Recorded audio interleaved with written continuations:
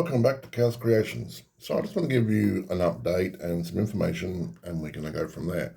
Now, I've decided that the freebooters gargant, well, not really gargant, it's half the size of a gargant, but I'm going to call it a gargant, like I said, is going to be painted up in a mishmash of colors. So the bottom level will be Bad Moon, and then the next level will be the Goths, and then I'll do the Head and Snake Bites, and I believe there were some other clans, so I'm going to have to look them up. So that way we sort of have all the representation of the clans within it, and we'll go from there. Now, I did paint this in a beautiful pink. I believe it was Fulgrim pink that I used. This pink is absolutely gorgeous. And then what I did was I then waited for it to dry, and then I painted on the yellow. And it's come up quite nicely. I'll give it another coat of yellow, more than one this afternoon, and then let it dry. And I'm also doing the rim in red. Now, I've heard a story that if you paint something in gold first and then put the red on, it comes up shiny. Not really seeing it myself, personally. It's a nice red. But, I don't think it's anything particularly wonderful. It's just red, really. So I'll do that up in later on as well. And I'll do some other bits and pieces. And I'll do underneath here a basic copper. And then maybe do these in, I don't know, a lime green or a bright blue or something. No one's really going to see them. So it's not a major concern. And on the back, I've started to do a rose copper. And then I'll go with that with a heavy dry brush and gunmetal and some silver, and then do some touch up and do this little doorhouse here in a nice wooden sort of motif. And that'll do quite nicely. Now, I do want to address a couple of things. Why am I doing this? Honestly put, for the last 5 years, I have been on a private quest to try to find an Armorcast original gargant. Now, these things are huge. I mean, it's like double the size of this. It's massive, This base here would be, from here all the way over to here. It'd be absolutely huge. Armorcast made 315, of which 6 went to Games Workshop. So there's about 304 or 5 out there in the world. I've never seen one for sale, ever. I've heard they've been for sale. I spoke to a guy on Etsy that has one, and he's going to try to do recast, but that won't be for another year or so, apparently. Don't know why. So it's weird. In some respects, I would love to 3D print one to its scale, but this piece here would have to be cut into 6 or 8 sections just for this piece, and each piece would take 12 or 13 hours. It would take, 3 or 4 days just to print this one piece, let alone the feet. The feet would be a day and a half, both of them. They're astronomically huge. Now, when I say big, I want to show you. So this is the normal Gutbuster gun, all right? So that's it there.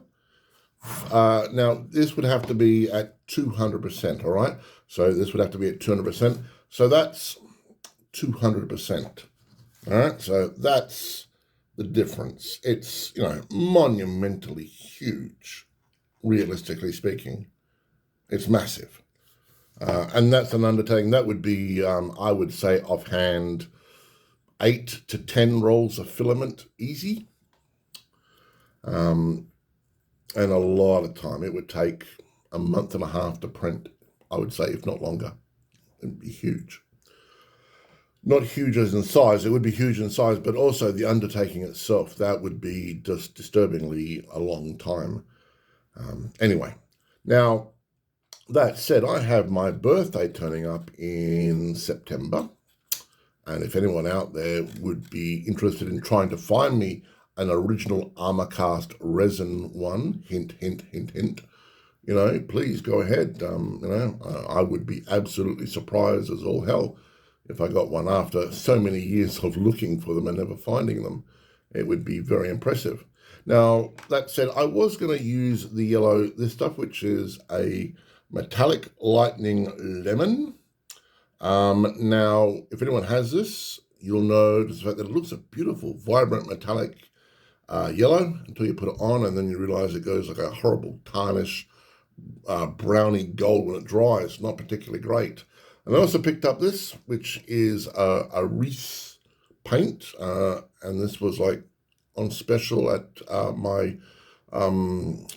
place where I go to get paints, and it was like $3, both of which are okay. That's nicer than the metallic, honestly. That, I must admit, I will use on like rusty bits for like rusty gold. But good old-fashioned flash kits yellow saves the day, and that's what I've used on this. So it'll get another coat. And also thought, I saw some pictures of ones with like flames licking off and so forth. Some of them were black, some of them were red and so forth. So what I might do is I might do some black flames sort of coming off the sides like black tentacles and such, just because, you know, it looked absolutely gorgeous. That said, and then I'll maybe do retribution armor on these rivets or gunmetal, I'm not too sure. And of course these patches I'll do in different colors. Might do that in a sort of a burnt brass or something, and coppers and so forth, and go from there. So that's what I'll be doing over the next 3 or 4 days, and more like the weekend. I have got the front part of the Orc bar set. It is called the Booze Hole. Let me get that in focus. Booze Hole? Yes. So that's the Booze Hole. So then I'll put an entire bar around it, and, you know, I'll have a couple of drunk squigs outside, maybe a Gretchen or something, and maybe an orc to one side that's, you know, sort of like so drunk, you know, he's just in a pool of his own green vomit, whatever. And these are orcs after all. So, but this will go on hold for the moment. I have another project going on, which I won't talk about. But here is the last little bit. I've got my orc bar closed, and you can just flip it around, and you've got open. Now, these files for this and the orc bar and so forth, I got on My Mini Factory. They're not my files, they're from My Mini Factory. And just look up orc terrain, and you'll find it. It's about Australian $50, but you get a lot of files, Ooh, got a bit of support in there to get out of. But yeah, you get a lot of files, and they're a lot of fun. I really enjoyed them. Apart from that, nothing more to tell you other than the fact that I'm in a moral dilemma. Part of me does want to 3D print an actual 1-to-1 scale or gargant, because I can't find these things online. I really can't. But the undertaking, I'm not kidding, guys. I've been 3D printing a long time. I've only got one 3D printer now, the Bamboo Carbon X1. And it is a powerhouse of a printer, but, you know, everything has its limitations, really. So anyway, I'll be doing a little side project for somebody in the meantime. And once that's finished, then I can break out with the moral dilemma of, do I, you know, make my own god, or do I go off and buy my own god? Or try to buy my own god anyway. It's pretty hard. Like I said, after 3 years, nothing, just ghosts, smoke and mirrors. And the only thing I've got is one guy that has one who might do recasts, so it's not even original. Before I forget, rumor is that the Krieg are getting a plastic box set, so if you're into Krieg for 40k, be blessed. I don't actually know if that's certain, but that's what I'm hearing a lot on the interwebs. That said, I'm not on the interwebs a lot at the moment. I have other things going on, so that's keeping me very, very busy. So I'll paint this up, and I'll do a bit of show and tell once that's done, and then I'll move on to the next piece, and so forth, and then the arms, and away we go. Everyone have a great day. Please like and subscribe to this video. If you have any questions, just ask. And if you have any suggestions for the Orc Gargant, please do let me know. Everyone have a great day. This is Chaos signing off. And always remember, love the game, love life. Chaos out.